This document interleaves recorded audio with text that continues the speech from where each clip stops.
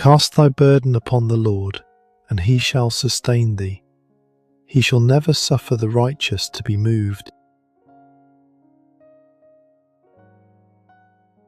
Oh, that men would praise the Lord for his goodness, and for his wonderful works to the children of men.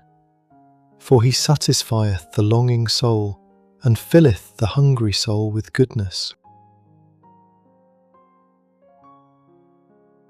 Now unto him that is able to do exceeding abundantly above all that we ask or think, according to the power that worketh in us.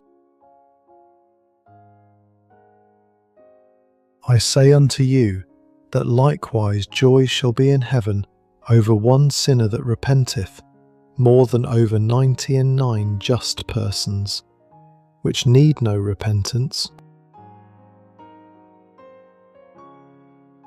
Arise, shine, for thy light is come, and the glory of the Lord is risen upon thee.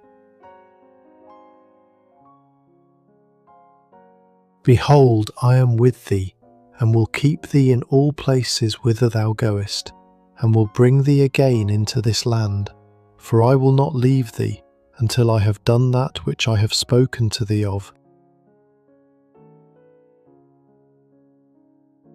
For the Lord of hosts hath purposed, and who shall disannul it?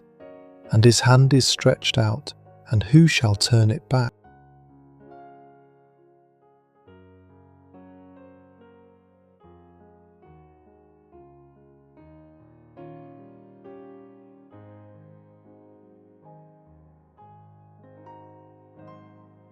But the word of the Lord endureth forever.